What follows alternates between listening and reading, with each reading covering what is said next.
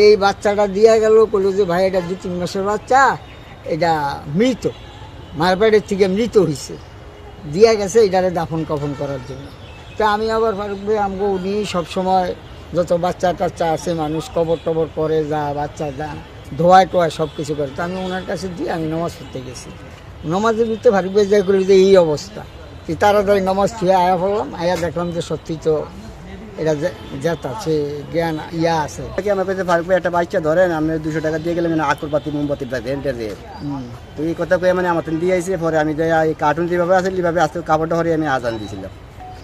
আজান দিয়া ওনার জানাজাটা দিমু, এই সময় দেখলাম যে বাচ্চা লড়ে। বেবিটা হচ্ছে কিছুক্ষণ আগে আমাদের এখানে নিয়ে আসা হয়, ওর ওজন হচ্ছে 800 গ্রাম। তো আমাদের কাছে মনে হচ্ছে বাচ্চাটা হয়তো আরো 2 থেকে 3 ঘন্টা আগে হয়তো ডেলিভারি হয়েছে। তো আমাদের কাছে যখন নিয়ে আসে তখন ওর শ্বাস প্রশ্বাসটা অনেক বেশি ছিল, অক্সিজেনের ঘাটতিতে হচ্ছে ওর শরীরটা নীল হয়েছিল। আসার পর হচ্ছে আমরা প্রয়োজনীয় ব্যবস্থা গ্রহণ করে এখন হচ্ছে ওর এনআইসিইউ সাপোর্ট প্রয়োজন, আমরা এনআইসিইউতে ভর্তি দিয়ে ওর এখন চিকিৎসা চলমান আছে। এখন হচ্ছে বাচ্চাটা মোটামুটি স্টেবল আছে, ওর হচ্ছে হার্ট রেট বা pulse, respiratory rate, oxygen level এগুলো হচ্ছে নর্মাল আছে।